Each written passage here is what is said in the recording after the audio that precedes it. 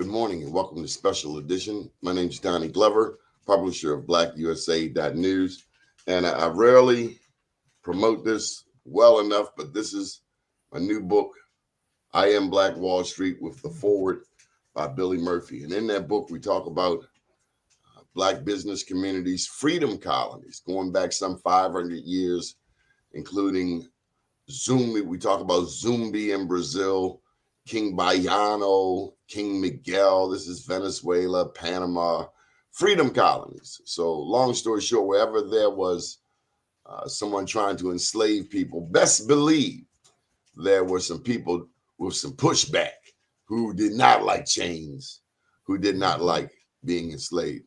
And on that note, I want to welcome Edsel Brown to the show.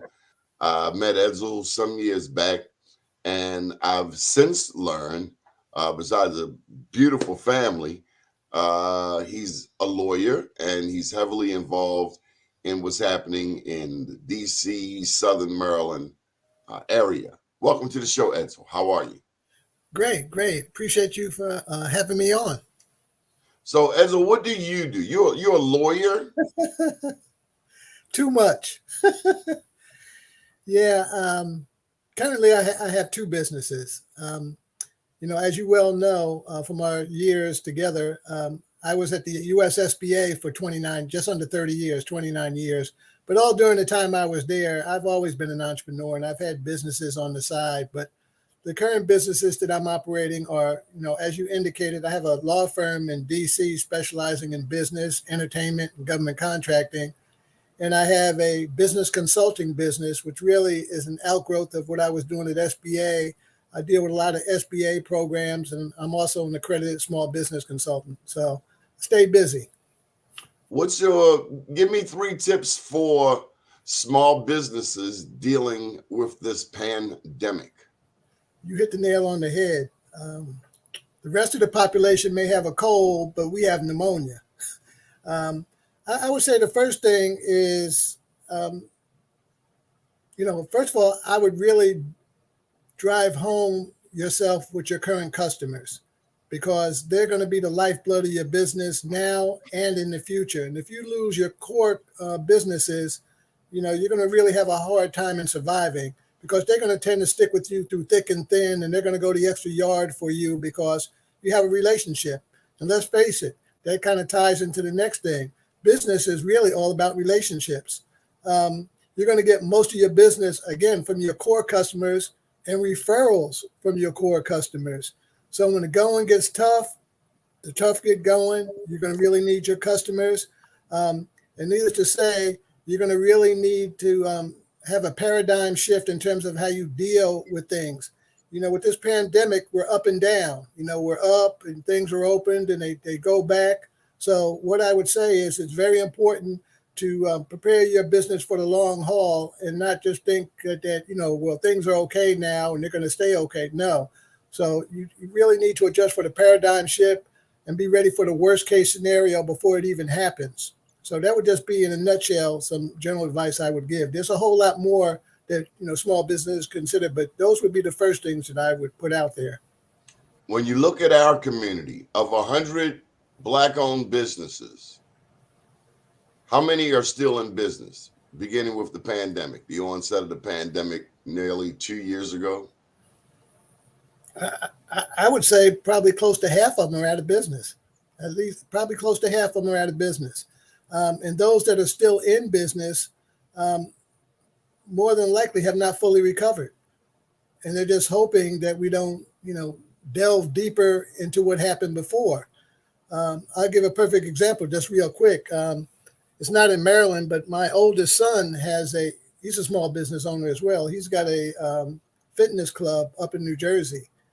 And he's been riding the wave up and down. He would be your typical old school type of business that's downtown with a storefront where, customers are going to come in. They're going to get a lot of his business from people just seeing that he's downtown. Well, with this pandemic, I would venture to say, and again, I'm just using this as a snapshot, more than half the storefronts in the downtown area are down. And there's a lot of for sale signs, for lease, and that type of thing. So again, there's a very large percentage of our businesses that are out of business, and to survive, you've got to go the extra yard. You've got to go the extra yard for for what you're offering, as well as customer service to your clients. And again, well, the other thing that we have to realize, we're all impacted by this pandemic, and especially at this point in time, since we're almost 2 years into it, we're all kind of, I don't want to say used to, but we have different expectations now than we did 2 years ago or even 6 months ago. So people understand what's going on, but you have to be out in front of the curve in terms of what could happen. That's the best way to put it. You have to be out in front of the curve. Don't wait for it to happen. Be proactive. I got to ask you, as you were talking, a question came to mind: is what businesses are most vulnerable from your experience? Without question, the restaurants are the most challenged. Restaurants are the most challenged because, for two reasons. One, a lot of their business is people coming in and sitting down, unless it's just purely a takeout business. And most businesses aren't purely takeout. They're a combination of sit down and, being able to take it out. All we really need to do is look. I'm just looking at the general business community of how many businesses that already had built-in capacities to do takeout or to-go orders were able to do a lot better than those that started ramping up and figuring out, hey, we better start doing this. And, they had to learn on the fly.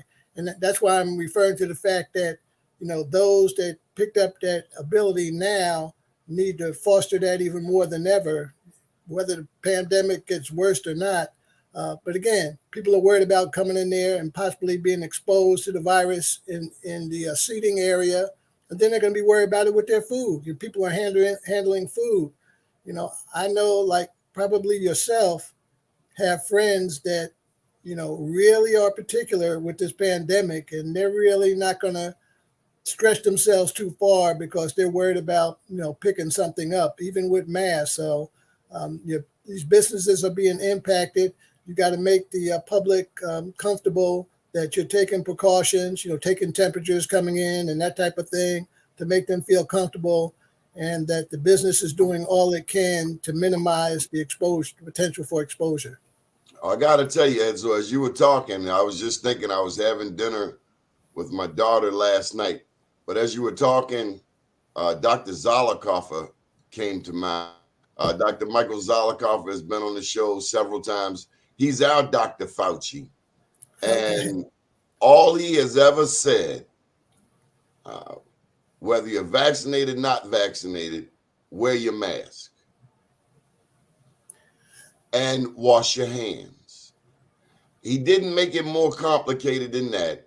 He did say family is the number one carrier. He also said that family gatherings, you need to stay in the cohort that you came with.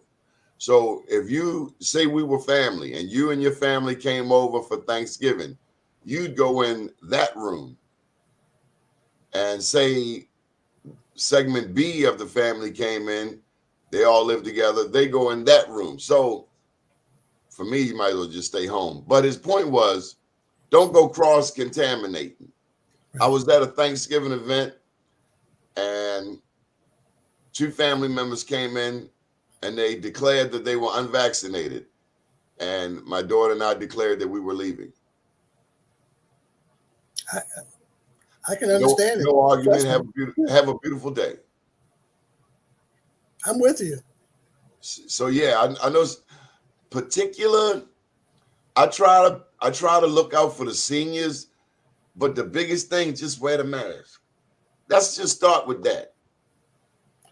But you got people fighting it, and then these politicians and the government are confusing people. Send your children back to school.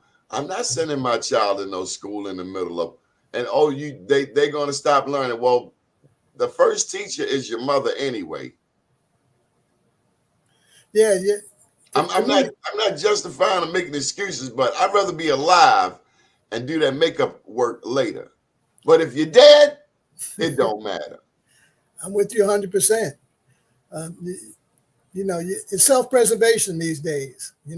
I know down here in Southern Maryland, I live near Solomon Island. I don't know if you're familiar with it, but again, Oh this is what I yeah. like. I like staying plugged in with Baltimore because, we're all in this regardless of what sector or portion of the state that we live in. And, we got some good seafood restaurants over there. The best in the world, some of the best in the world. One of them closed last week. It was very shocking. Stoney's, probably the seafood restaurant there, closed last week. But anyway, it's amazing to me when I go there to any of the restaurants there, how many people don't have on masks.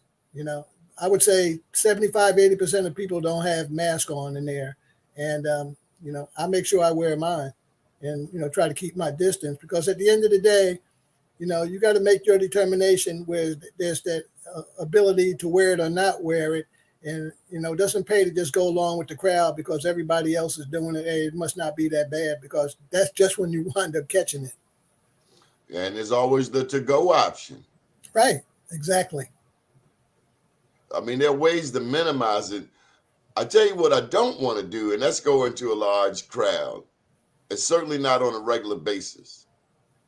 Yeah, you're putting yourself at risk. And especially, it shouldn't make any difference. I mean, you want to watch out for yourself and your family regardless of what you're doing. But let's just be honest about it. If you're self-employed, and especially if you're the major breadwinner in your family, you've got to take even extra precautions, because if you go down, the ship can go down. So, Edsel, what was going through your mind as Doris Cameron Spencer, who I refer to as the Queen of Southern Maryland, Queen Bee, when she announced that you'd be running the chamber? What was going through your mind? Well, it's about time. Oh my God, not me. No. Yes. No. Doris and I are very good friends and have been for a number of years. I noted that you posted, and I kind of stumbled upon it, the notice for this program. And I saw, where you put the history of the chamber, how it came about from the consortium, through the years. And I was involved with it from the consortium days, because as you know, I was, and I still am, very active with the NAACP. Back in those days, I was the state chair for economic development for the state, whereas now I rolled it back on that front to just being the economic development chair for our county. But again, we had a seat at the table with the consortium. And when the chamber was first established, I was on the board at the very beginning when the chamber started. But there were a period of years there where, even though I was on, involved, I wasn't on the board anymore. My plate was too full. I'm sure you can relate to that. But I came back on the board about a year. I'm not sure if it was a year or 2 years ago, back on the board. And like I said, I've had an ongoing relationship with Doris, and she's approached me before about being chair. But I told her, I said, I'd love to, because this is where my heart is. This is what I love doing, is assisting, Black-owned and minority-owned businesses to move forward. Because at the end of the day, I know when I was brought up, my parents drilled in me, go to school, get good grades, go to college, but then you're looking to present with all that hard work you brought to the man. And there's nothing wrong with that. But after you paid all those dues, et cetera, we really have to make sure that we have entrepreneurship as another, item on your plate. It's not that you have to go that route, but you definitely should have it on your plate and consider it, going in, as opposed to getting caught up in, let's just say a career, and you've got the skill set to be running the business yourself. So, yeah. There were entrepreneurs in your lineage? Well, I would say mainly no. I have one uncle. I have an uncle. Both sides of my family are pretty big. My father had 8 brothers and sisters, and my mother had 5. And out of all of them, and even their offspring, we only really had one entrepreneur, and that was one of my father's uncles. He was a big entrepreneur, and I was pretty close with him. That's who rubbed off on me. He had a construction business, And I used to work with him, and even going back, he used to manage an apartment building in Newark, New Jersey. I'm from New Jersey, and I used to go there when I was Brick City. Yeah, I used to go over there and almost be like a janitor on the weekends to clean up the apartment building. But I could see him, what he was doing, and how he was fixing up houses and buying them and doing that type of thing. So that kind of rubbed off on me, because I always had a sort of an entrepreneurial component to me, and that kind of helped bring it out. So I would say, yes, he was the only one in my family. Yeah. As you were talking, I was thinking about how many of us, what percentage of Black America is entrepreneurial. You see more of an entrepreneurial spirit in Black America today, 2022, than say 50 years ago? I would say yes. I see it. And again, at this point in time, it's not unique just for us. I would say more so, but across the board, you see how many people that are leaving their regular jobs since this pandemic came. Let's face it, this period of time, people have really took a hard look at where they are and where they're going and what their priorities are, because you spend a lot of time at home with your family, and you're not just in the revolving door of getting up and getting in your car and driving to work, and into that you're sitting in front of a screen, a lot of us, just doing what we're doing now. So you have a lot of downtime to evaluate where you are and where you're going. And again, just like we're talking now, there's more of us that are entrepreneurs, and there's more of us sharing information on how to become an entrepreneur. So I would say more of us are being exposed, and more of us are seeing that if we want to try to get our true value, we have to take steps to do that ourselves. Now, I'm a journalist, and I love more than just business. So a curveball was coming. Okay. I got my back. I've crafted it very well, I think. What people statewide have come to visit the Southern Maryland Minority Chamber of Commerce? Statewide candidates, statewide elected officials. Who's been to see you, Ms. Doris, the Southern Maryland Minority Chamber? I would say recently, boy, I can't even think of his name now. He's the head of the, he's an Asian gentleman. He's the head of the small and minority business component at the state. I just can't think of I think it's something like that off the top of my head. Is it RHEE? Yeah. He came down and spoke with us for maybe like 2 or 3 hours. We had a session with him to pick his brain, where he's at. Was he helpful? Yeah, I would say he's been very helpful. Yes. A lot of, let's just say, bureaucrats / politicians talk the talk. And, I'm at the point, because originally I planned on being a politician, but when I saw how much funk was behind door number 2, I said, good conscience, I can't get involved with that, because I'm not going to be able to play that game with a straight face. Politics is a cruddy game. It's the cruddiest game on earth, and it's a full contact sport. Yes, sir. Yes, sir. And if I had been totally involved, what little hair I have left, I'm sure I wouldn't have any. But yeah, he was very helpful.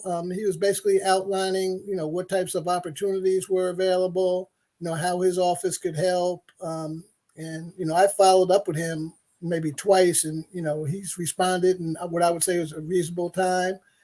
And, some politicians or bureaucrats, you just can see right through them one way or the other. And I would say, in my humble opinion, he's one of the better ones who really is sincere about what he's trying to do. But again, still being realistic and seeing things for what they are. He's still a politician status bureaucrat. I want you to educate me on what Southern Maryland encompasses. Now, I'm a Baltimore cat. I met you in Baltimore. I know you have strong connections in gorgeous Prince George's County. And I mentioned Baltimore and Prince George's because those are the two dominant African-American, dominant Black jurisdictions in the state. But Southern Maryland because, and you correct me if I'm wrong, so many people from Prince George's ended up going south. Is that right? And so the numbers in Southern Maryland have blossomed over the past 15 years or so. Well, let me respond to that. Very good point. Southern Maryland is different. Needless to say, our demographics are different. But even within Southern Maryland, there's wide variances in the demographics that are here. First of all, the Southern Maryland Minority Chamber of Commerce covers southern Prince George's County, the very bottom of St. George's County, Charles County, Calvert County, and St. Mary's County. Now, you've already talked about Prince George's County, which is just a very small portion of Prince George's County, the very lower portion bordering Calvert County and Charles County. But in Charles County, you have a very diverse population, and it's getting more diverse by the day. You've got significant African-American leadership in Charles County. Now, Calvert County, let me jump in. Wasn't Matthew Alexander Henson from Calvert County? Yep. The man that discovered the North Pole? Yep, I believe so. Okay. But let me just say one thing before I lose my senior citizen train of thought. You brought it up. Well, I'll get to it in a second. Yeah, Charles County is very diverse. You've got significant African-American leadership at the county commissioner level, board of education level, as well as delegates. As a matter of fact, the president of the county commissioners is African-American. Calvert County and and St. Mary's County are almost polar opposites from Charles County. I live in Calvert County. Excuse me? How so? I'm talking about in terms of diversity. Yeah, Calvert County is probably about 13-14% Black. St. Mary's County, I'll venture to say, is maybe just a little bit more, but here's the key. There is zero representation on the county commission, Calvert County. We have a Black delegate and a Black senator. And then down in St. Mary's County, they're basically, unless I'm mistaken, all zeros. No Black representation on the county commission or in their delegation. Well, I take that back. No, they do have some Black leadership, but again, it's very minor. The other thing is we have this redistricting coming up, and there are games being played in the two counties that don't have significant diversity. Let's put it that way. So in Baltimore County, let me just share with you. Yeah. They have a district, the 10th district. That's Dolores Kelly. Right. And it's 70% Black. And there was a big question. Do we keep that one strong district, or do we split it up into two weaker districts, two 50-50, say, districts? And that's an ongoing discussion. What would you rather have, one guaranteed or two possibilities? Now, nobody asked me, but I'm going to offer it anyway. My grandma said you take a certain over an uncertain any day of the week. By the way, Matthew Henson was from Charles County, a place called Nanjamoy. I'm not familiar with that. Maybe I'm pronouncing it wrong. No, Nanjamoy is a settlement along Maryland Route 6 in southwestern Charles County. Yeah, that's out in the boonies. Wow. He went from the boonies to the North Pole. Right. Well, one thing I want to say to you, though, is when you first brought his name up, and like I said, I thought he was from Calvert, but the ironic thing about Calvert is up until about, and we're probably talking about, I don't know, probably 100 years, may not even be quite that long. Calvert was a majority Black county because the population was so small. And what happened was there were a lot of, Blacks that were here to work on the farms, et cetera, down here and fishing, that type of, right. So they were was majority black. Population was very small, but in a fairly, I won't say quick period of time, it shifted. And again, the black population has kind of stayed constant at that 13, 14%. Again, I've been here for about 20 years, and I can say that you're getting a lot more people, just like you're saying, coming down from Prince George's County and other areas where, it is becoming a little bit more diverse. And I guess the other thing to say is not only is it becoming more diverse, if you come from a different area and you come to an area like St. Mary's County or Calvert County, you tend to have a little bit different mentality if you're from an urban area, if you know what I mean, in terms of, what I felt it going to Atlanta. Yeah, you have different expectations. So if you come down here and things are a certain way, you're not going to exactly be settled for what is, whereas you've got a lot of proactive people here as well. But by the same token, you've got some people that have been used to the status quo as opposed to those coming in and their status quo isn't the same. Made me think of one of the commercials. We don't fix it for you. You fix it yourself. That's right. You got to step up. How is it going from Newark, New Jersey to Southern Maryland? I mean, because Newark, New Jersey, I'm thinking Brick City. I'm thinking of who the famous rappers, but then you go down. Naughty by Nature, Queen Latifah. Okay, but then you're in a rural area. Slow down, cowpoke. I love it. Why are you talking so fast? You're right. Slow down. I love it. I was from Montclair and Plainfield, New Jersey, which are not far from Newark. And most of my family is in that area, that Newark general vicinity. But I've always loved being near the big city, but I don't want to live in it. I want to, have access to everything that's there, but I want to chill out in a more rural area, especially by the water. I love the water. And on that note, in this book, I write about Burlington Island, New Jersey. Okay. I didn't know this, but Burlington Island is dubbed the cradle of emancipation. I learned something myself today. I got relatives over there. Look it up. Burlington Island, known as the cradle of emancipation. As I was researching freedom colonies like the Gullah Islands, like Florida, because we're not taught this stuff in school. We're taught essentially that our history begins and ends with slavery, where nothing could be further from the truth. But in the midst of all of that, there were still a lot of good people, Black, some white, who were not for slavery and who helped Blacks get up out of there or find freedom right there.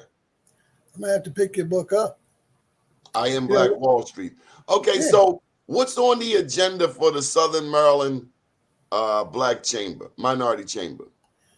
Oh, I'm looking to blow things up. And again, I've got the spirit of the queen bee in me. I've watched, for those who aren't familiar with Doris Kamak Spencer, she's one of a kind. She's spunky, and she still go get them at 80 plus years old. And I've watched her over the years. Like I said, I've been involved with the chamber since its inception. And I've seen how hard that she's worked and, how many times she's had to do so much work on her own. And I know it's worn her down. And again, this is one of the reasons why I stepped up to be the chair, because I know the dues that she paid to get us to where we are now. And I just wanted to make sure that the baton doesn't fall down on the ground, that we can keep it going. And she's still going to be involved in it. And if you know her, Donnie, there's no way she's going to be sitting around watching TV, just sipping on coffee. She's just going to tone it down some in terms of all the running around she does. She's still driving all over the place at 80 plus years old, and I worry about her. Yeah. She taught me something this holiday season. Yeah. She taught me something very important. Share it. Family first. Oh, yeah. That's what I tell her all the time. but she don't talk it, she demonstrates it. And if you'll find out if you go and try to interrupt that family time. Well, I'm just glad she has more time to spend it with family. But she taught me something, because like you said, I know she's super busy, but and she's always made time for me. Don't get me wrong. Mm-hmm. But she reiterated in a conversation, right now, we're doing family. Good. That sounds like her too. You damn skippy it Read an was. expression on your face. We're talking about family right now. Mm-hmm. Tell me about your son, your daughter. She will, oh my God. Do you see her pictures? And it keeps it in perspective. And I say that last night, my daughter and I were talking about mental health. Mm-hmm. Some people want to make all the money in the world, and that still ain't enough. Don't mean anything if you're not happy. So look, you know the drive it takes to be an entrepreneur 24/7, 365 in the middle of a pandemic. But this woman shared, I know the work involved in being an entrepreneur. But you got to take time for family, and you have to make it a priority. Well, in my mind, I don't even have to think about it. That is my priority. I mean, I love doing what I do. I'm happy doing it. And, you know, a lot of people, like I said, I was with SBA for almost 30 years. And a lot of people thought I was out of my mind. They said, what are you, this time you're supposed to kick back and relax and enjoy and travel and everything else. I said, I'm doing what I enjoy. And like I said, you know, my kids, they're adults, but except for my youngest, they never want to, they get tired of hearing me say in my fourth quarter. But I have to be realistic about it. I'm in my fourth quarter. I may be late in it. I don't know how late I'm in it, but I'm in my fourth quarter. You're a young man, Edsel. I ain't buying that. You're in your third quarter. We're gonna roll that back a bit. Look, up here, I'm in my second quarter. Well, you know, you remind me of a time not long ago. I went to the YMCA and I made the mistake of trying to play basketball with some young people. Well, I was sprawled out on the floor. It dawned on me that my mind is faster than my body. I've done My that. mind said, I can get that. And my body said, my body hit me like a Baltimore speed camera. Ho, stop. I resemble that remark. I've learned. I did the same. Look, I still have my shot. I still shoot with the best of them, just shooting. But come running around. Last time I tried to play, I barely sprained my ankle. 1906. You are a member of a very important organization. And Monday, we celebrated a national holiday of one of your belated fraternity brothers. Tell me about the significance of Alpha Phi Alpha in your life. First of all, servants of all, we shall transcend all. I would say that how it's impacted my life has given me a source of pride and commitment.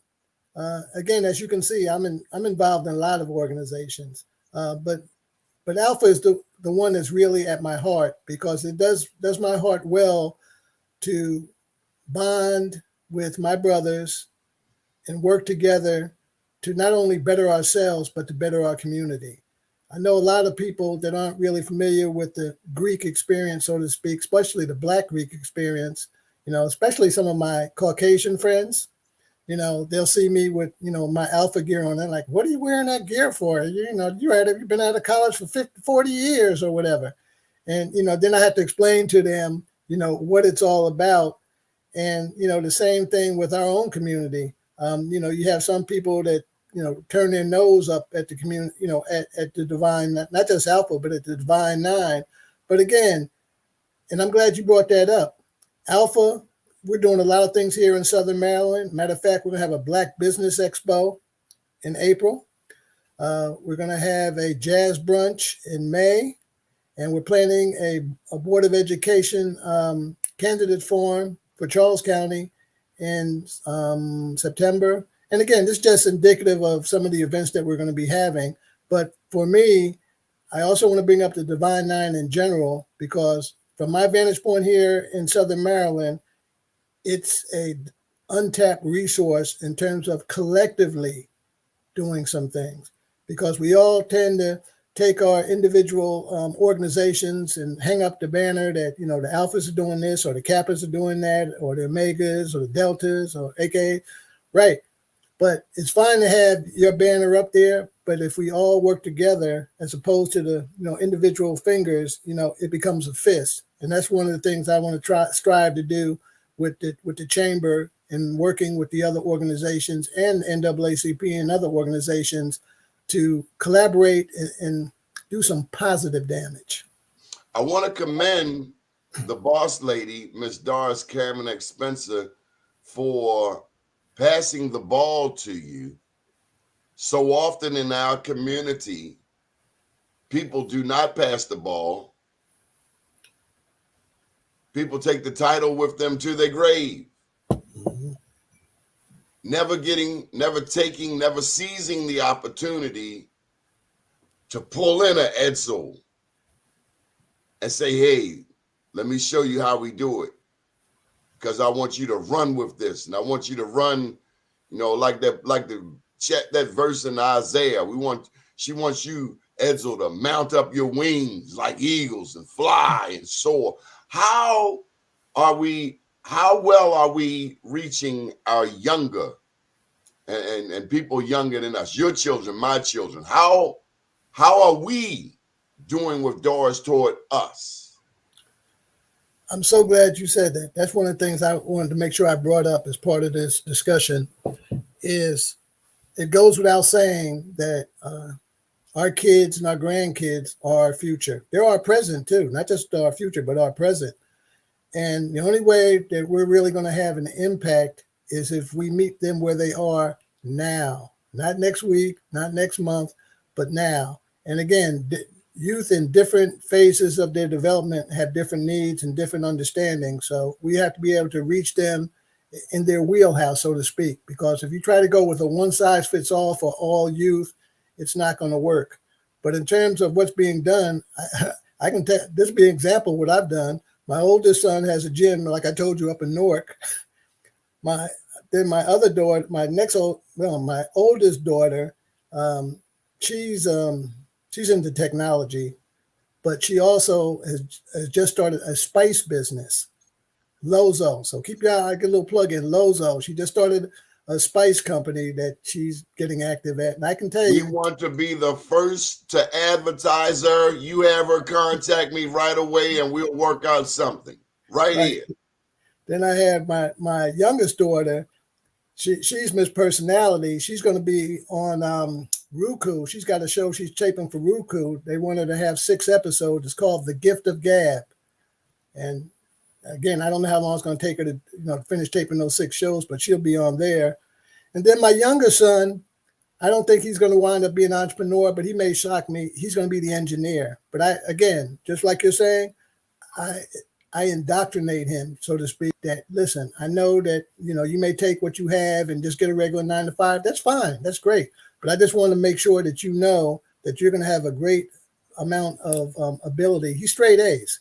And you should at least consider, how can I take this expertise that I have and apply it for myself? If you stay in corporate America or whatever, that's great. But you need to think about doing your own thing. And again, here in Southern Maryland, like I said, I've been chair for economic development for probably since about 2004, 2005. So we've had numerous workshops. We try to mentor the young people. I've been active with the National Society of Black Engineers.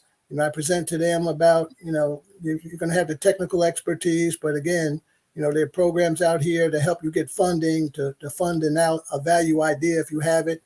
But the main thing is just exposing them to it. How far away is Nesby from where you live? No, they're they're in Northern Virginia, right? You talking about the Nesby chapter? The headquarters. Isn't that Virginia? I'm not sure where the headquarters are, but one thing I can tell you, I'll get a little plug in. The name of the NSBE chapter here in Southern Maryland, well, it's right here in Calvert County. It's called CAD. It's called CAD. It's an acronym. I can't think what it stands for, but it's CASH. And I can tell you, when I was at SBA, probably about 4 years ago now, on behalf of SBA, I went to NSBE because I was involved with Small Business Innovation Research Program. And when I went to NSBE, first of all, I was stunned. It was in Pittsburgh, and there must have been about 9,000 kids there, 9,000 tech-savvy kids, and it just made me so proud.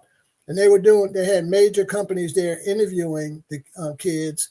I'm talking about 20-year-olds, 19-year-olds from college, and they would be lined up for hours. They were all clean as a whistle, lined up with their resumes, and they were interviewed. Some of them were hired right there on the spot.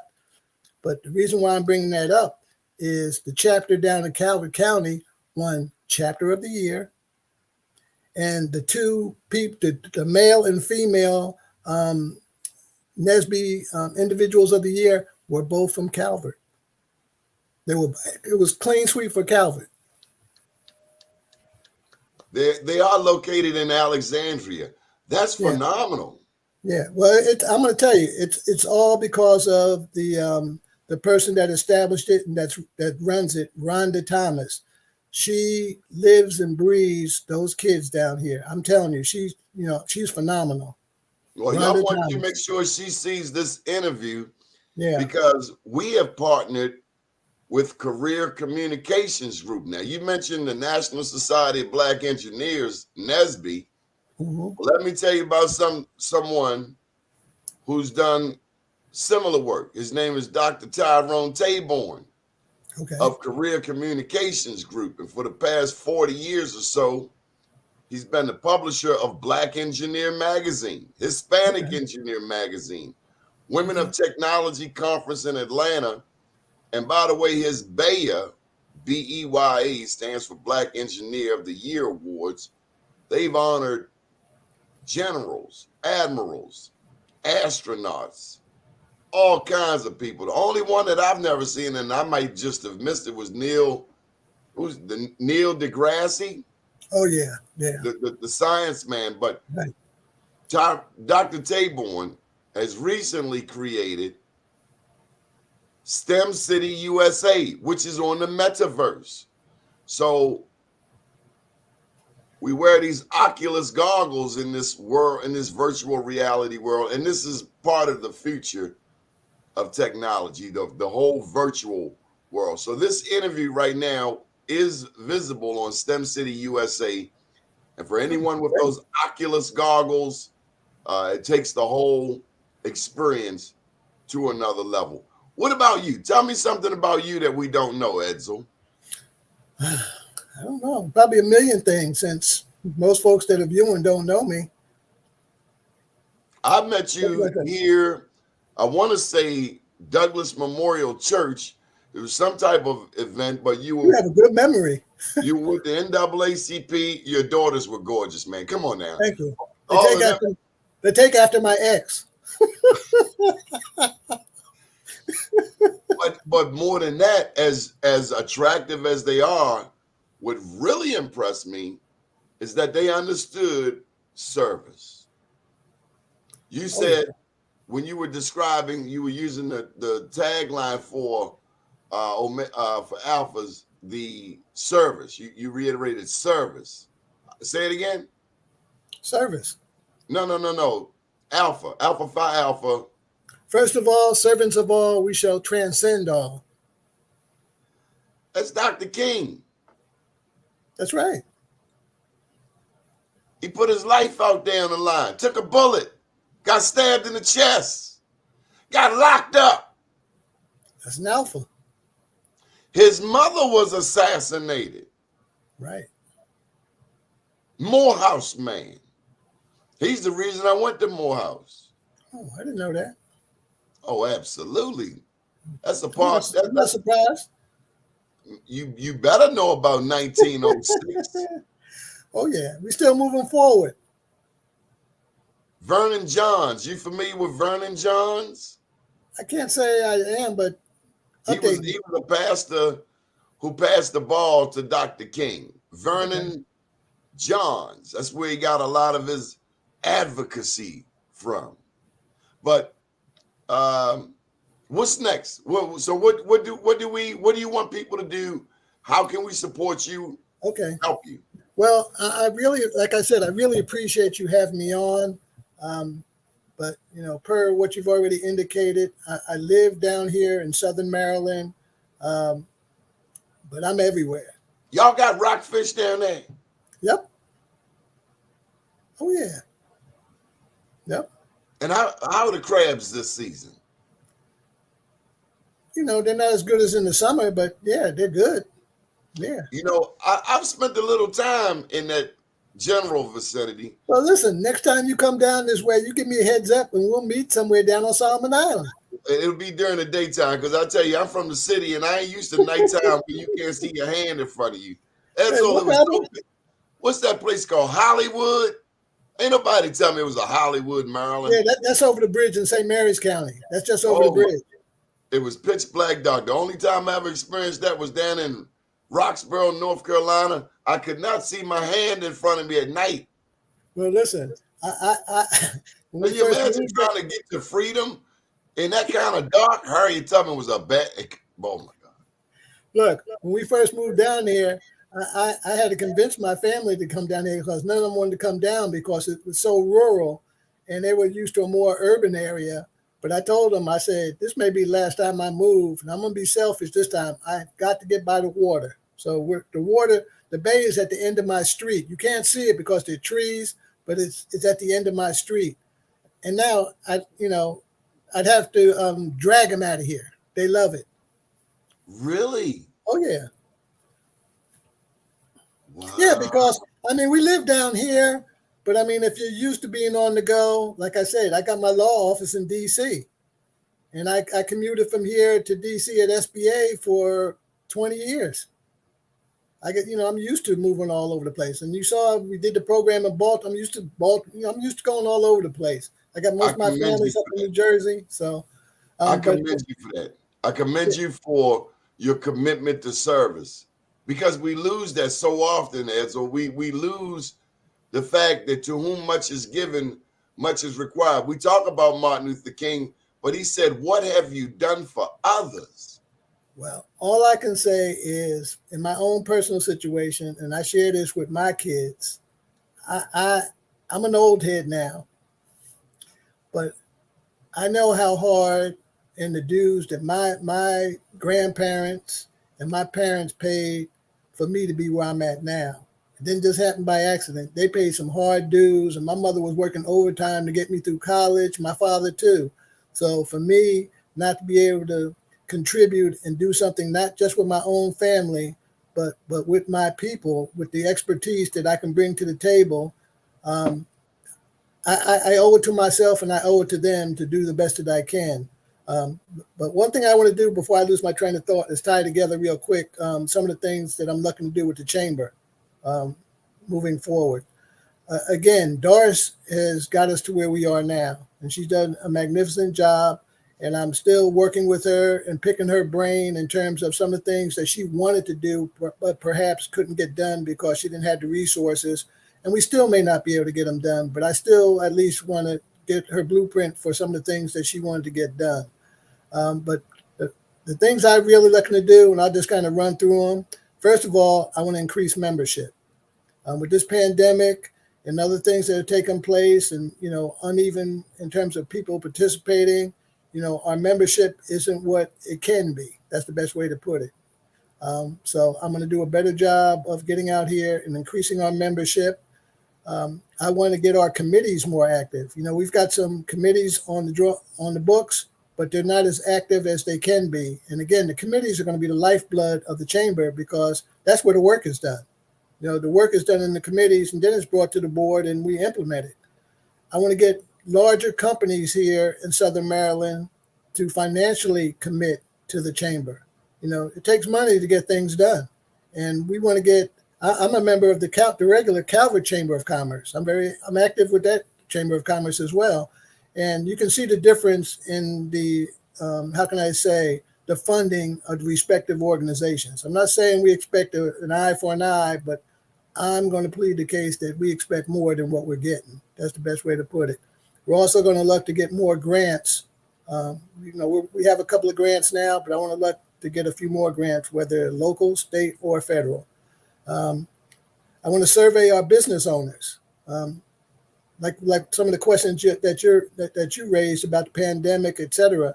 But what's making small business owners tick? I know from my own experience, as well as my interactions with small business owners, but there's other perspectives out there that, I don't know. And the only way I'm going to know is by surveying them and talking with folks. So I want to get more of what's needed. I want to collaborate with more organizations. I want to collaborate. I got good working relationships with the Calvert Chamber, the majority Calvert Chamber, and St. Mary's. I'm going to add in Charles and Prince George's. I also want to have more collaboration with economic development departments in all the counties indicated. And I already talked about the Divine Nine, NAAC, Urban League. Again, we've got to work together more. We're working together now, but I want to do so even more so. I want to highlight our companies more. I'm going to perhaps have a program similar to yours, or have another member on this network. We welcome you. I will set you up your own time slot because we want to help you get the word out. So that's a done deal. We'd love to have you. I want to, and this was Doris' idea. I think it's a great one. We want to celebrate grand openings. We really haven't done that. Majority Chamber does that. You celebrate and highlight a business when it opens and give it some attention, more than just social media. And last but not least, not that this is everything, but this is everything that comes to mind in this time period, is have great interactions with our local, state, and federal legislators and commissioners. We want to have a seat at the table, and we want to be heard. And that's kind of it in a nutshell. Two things we got to cover because you're not going to get me in trouble. The church.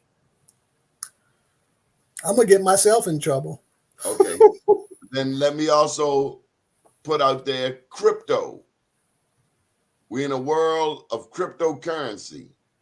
Is that something you foresee having more discussions about? And I can tell you, you are not the expert, not you, but our generation is not the expert. It's people 25, 35 years younger than us. But while they may know the road, we know the map.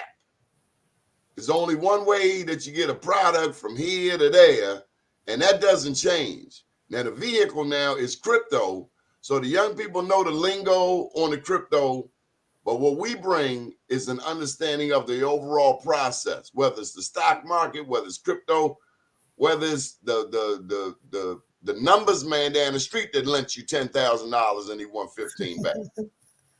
That hard money lender. Well, what I'll respond to that is, in a former life, I was a stockbroker. So I'm pretty good with financial literacy. I put that hat down about 2 or 3 years ago because it was one hat too many. and what I would also add is I'm really just getting up to speed on crypto myself, but purely by what timing, on behalf of my Alpha chapter, Sigma Alpha Lambda, let me get a plug in. Just this past weekend, we had one of my fraternity brothers is an expert on crypto. In fact, he has a book out, and we mentor the youth in our community every third Saturday. We have a program from 9:30 until 11, 9:30 to 12ish. And the topic this past weekend was cryptocurrency. Now, again, as I was saying earlier, that's one of the things I want to do too, is reach out to our youth and get them in the ballpark, have some programs where we really focus in on them, but you have to meet them where they are. Cryptocurrency is a challenge for us adults to learn what's going on. Maybe you can get your frat brother on this show. Yeah. See, that could be a part of it. As long as he plugs the Southern Maryland Minority Chamber, say good things about you and don't say nothing bad about Doris. Doris can stand up for herself. She remind me of Harriet Tubman in some ways. You're right. You damn skippy. I know she got to go. Tell you what. I tell you what, if she was alive in those days, she would either been walking with her or she'd have been leading her. And I would be following or standing There right you there by go. her side. Yes. Uh-huh. Edsel, how can people get in touch with you? The easiest way, believe me, since I have multiple businesses and I've got a lot of different. I always get people complaining about just what you're saying. How can I contact you with all these daggone numbers that you have? I'll give you the two simplest ones. My email address is EMB, which is my initials, Edward Mary Barry _ 1906 at yahoo.com. And that's that And alpha year of, that's the year the alphas were born, 1906. exactly. And the telephone number to reach me at here in Maryland is 410-877-5039. Once again, that's 410-877-5039. And if you Google me, you believe me, you'll see I've got a whole bunch of stuff all over the place. So I get it right? yeah, that's right. Okay. Edsel, I'm so honored and proud to know you. I thank you for your camaraderie. Mutual. Thank you for being a man of your word, and thank you for helping Miss Doris.